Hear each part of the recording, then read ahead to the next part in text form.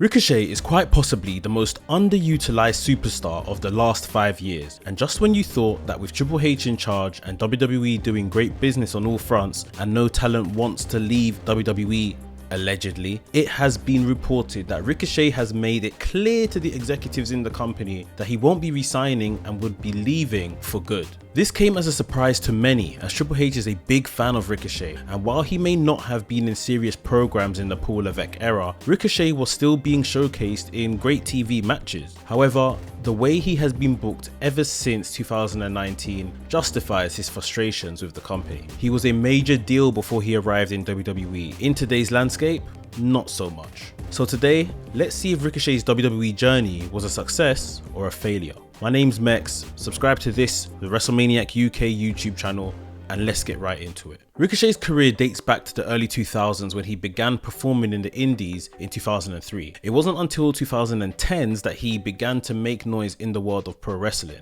Thanks to his run in Pro Wrestling Guerrilla, or PWG, and Dragon Gate, Ricochet became popular among the fans who kept up with the independent scene. Whether it was his singles matches against the likes of Zack Sabre Jr. or tag team matches against the Young Bucks, Ricochet was becoming one of the best parts about PWG. That 6-man tag where he teamed up with Matt Sydal and Will Ospreay against Adam Cole and the Young Bucks is still talked about to this very day. By the time we got to 2013, Ricochet made his debut in New Japan Pro Wrestling. While the creative in WWE was shambles at the time, you could argue that New Japan was showcasing the best pro wrestling in the entire world. New Japan had created several stars or propelled great stars to new heights. Ricochet falls in the latter category. He utilized the opportunities given to him perfectly. He won the Never Openweight 6-man Tag Team Championship and the IWGP Junior Heavyweight Tag Team Championship 3 different times. The numerous singles and tag matches he had in the company were great, but the one match that brought Ricochet all the attention in the world has to be his match against Will Ospreay during the 2016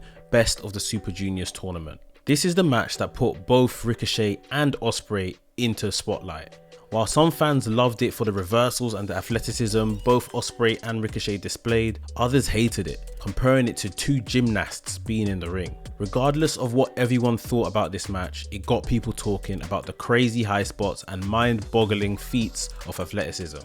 By late 2017, Ricochet's run in New Japan had come to an end, and in early 2018 it was announced that Ricochet had signed with WWE and would be appearing in NXT. Whether you like the man or not, you have to acknowledge the fact that Triple H was able to bring in indie darlings that made NXT so damn great at the time. If it wasn't for the black and gold era in NXT, WWE would have been very hard to watch in the late 2010s. Ricochet made his WWE in-ring debut at NXT TakeOver New Orleans, where he was part of the ladder match to crown the inaugural NXT North American Champion. The match is not only one of the best ladder matches in history, but the match is also remembered for Ricochet's tremendous performance. While he didn't win the match, Ricochet made it clear that NXT was going to be his turf. To say that his NXT run was just good would be a massive understatement. Just look at the feuds and the matches the man had. That feud with Velveteen Dream brought out the best in both men, and the match they had at NXT TakeOver Chicago showed that both men had the potential to become main eventers in the future. It's sad to see that it never came to fruition for them both. Ricochet would go on to have excellent matches alongside Adam Cole and Johnny Gargano, and even won the NXT North American Championship. Ricochet was brought up to the main roster in early 2019. Many believe that Ricochet should have seen massive success on the main roster, but his first year suggested otherwise. The one thing that Vince McMahon got bad at with time was his inability to put over young stars. He forgot that young performers are the ones who lead the company into the future, but Vince always relied on part-timers such as Brock Lesnar or John Cena. Ricochet's fate was sealed when he signed a 5-year deal back in 2019. The start to his run was promising as he won the United States Championship, but he only held the title for 21 days. After that, it's hard to remember what he did until 2022. He's remembered for all the wrong reasons, like Drew McIntyre telling him to shut up in front of a packed Monday Night Raw crowd, and Brock Lesnar squashing him in less than 2 minutes at the 2020 Super Showdown pay-per-view. Yes, Ricochet wasn't the best talker in all of the industry, but that didn't mean he couldn't have gotten a manager to do the talking for him. After all, he was all about that awesome stuff that he'd done between the ropes in the ring. His booking did improve in 2022 when Triple H took over the creative, as Ricochet was finally given more time for his matches and he was booked more consistently. The match he had against Gunther for the Intercontinental title in late 2022 is quite possibly one of the best SmackDown matches of the last 10 years. He didn't do anything significant in 2023, aside from the great feud he had with Logan Paul. He has had great TV matches this year against Ilya Dragunov and JD McDonough, and he even became the first ever WWE Speed Champion.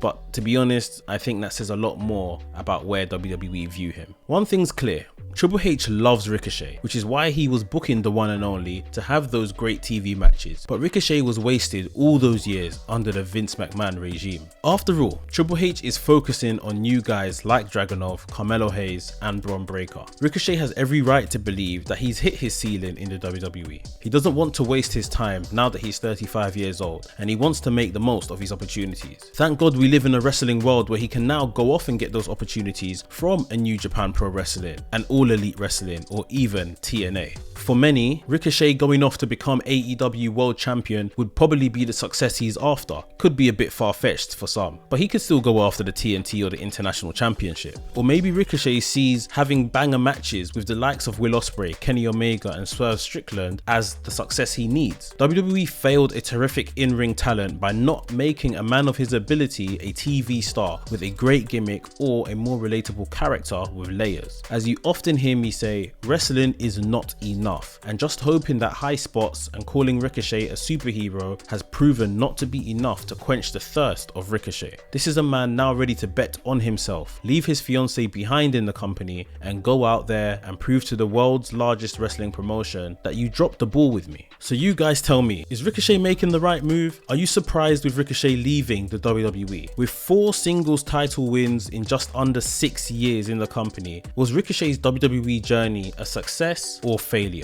Share your thoughts in the comments below, and if you enjoyed today's video, hit the like button and make sure you subscribe for more. And as we talk about one person wanting to become an all-time great, click the video on screen to hear the debate on if Mercedes Moné is the greatest women's wrestler of all time.